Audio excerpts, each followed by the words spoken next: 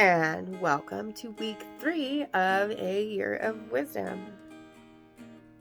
Come back to this channel each day for the reading of Job, Proverbs, and Ecclesiastes.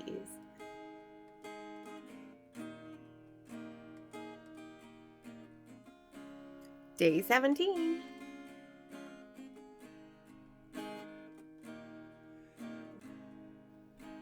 Job 21 and 22. Then Job responded, "Listen carefully to my speech, and let this be your way of consolation. Bear with me, that I may speak. Then after I've spoken, you may mock me. As for me, is my complaint too immortal? Or why should I not be impatient? Look at me and be astonished, and put your hand over your mouth. Even when I remember, I'm disturbed, and horror takes hold of my flesh. Why do the wicked still live, grow old, and also become very powerful? Their descendants endure with them in their sight, and their offspring before their eyes. Their houses are safe from fear, and the rod of God is not on them. His ox mates without fail, his cow calves, and does not miscarry. They send out their boys like the flock, and their children dance. They sing with the tambourine and harp, and rejoice at the sound of the flute.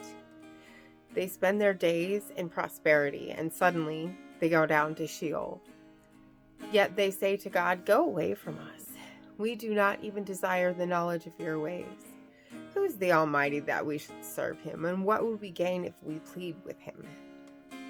Behold, their prosperity is not in their hand. The advice of the wicked is far from me.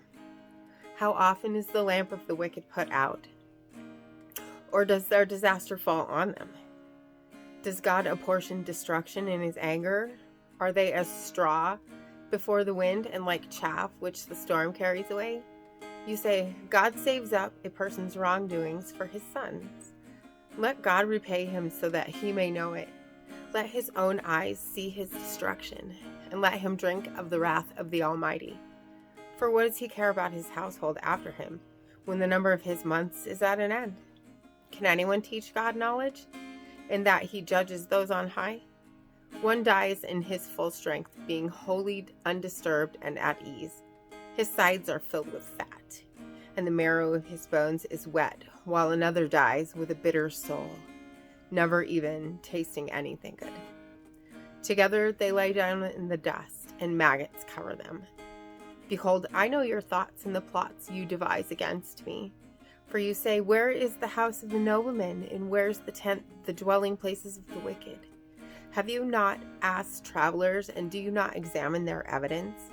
For the wicked person is spared a day of disaster. They are led away from a day of fury. Who confronts him with his actions, and who repays him for what he has done? When he is carried to the grave, people will keep watch over his tomb.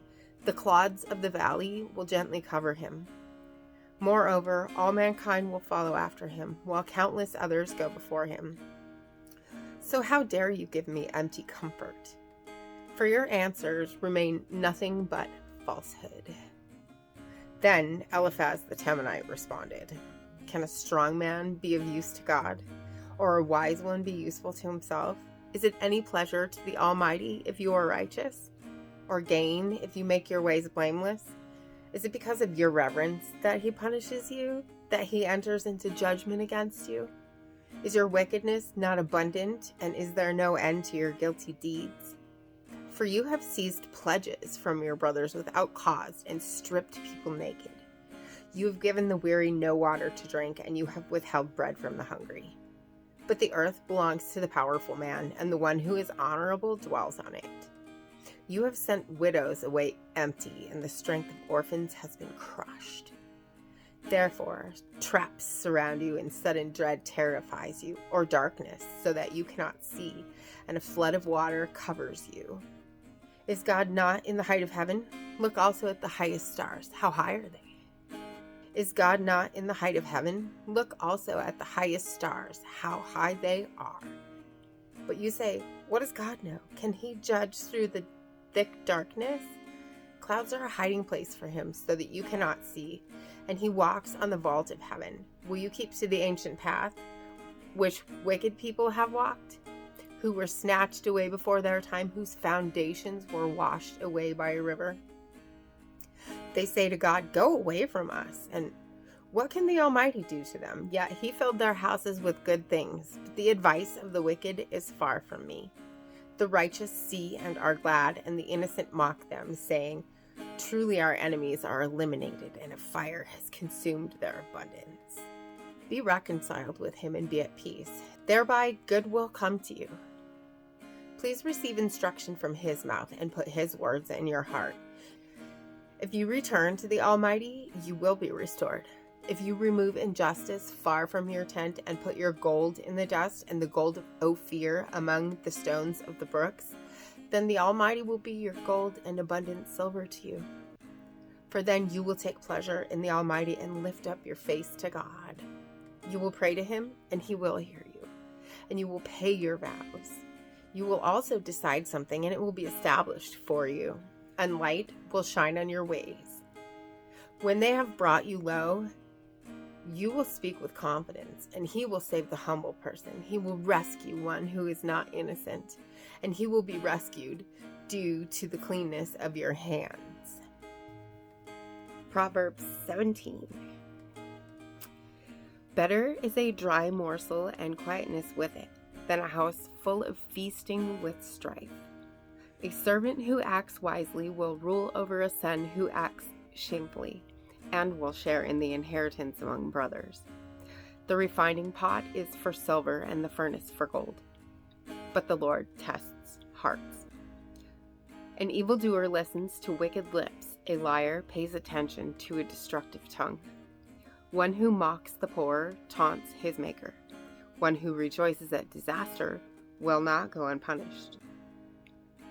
Grandchildren are the crown of the old, and the glory of sons is their fathers. Excellent speech is not fitting for a fool, much less are lying lips to a prince. A bribe is a charm in the sight of its owner.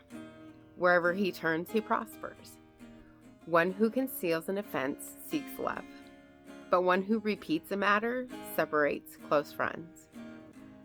A rebuke goes deeper into one who has understanding than 100 blows into a fool. A rebellious person seeks only evil, so a cruel messenger will be sent against him. Let a person meet a bear robbed of her cubs rather than a fool in his foolishness. One who returns evil for good, evil will not depart from his house.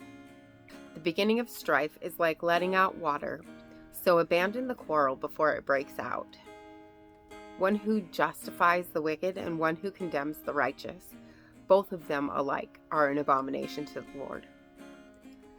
Why is there money in the hand of a fool to buy wisdom, when he has no sense? A friend loves at all times, and a brother is born for adversity. A person lacking in sense shakes hands and becomes guarantor in the presence of his neighbor. One who loves wrongdoing loves strife. One who makes his doorway high seeks destruction. One who has a crooked mind finds nothing good, and one who is corrupted in his language falls into evil.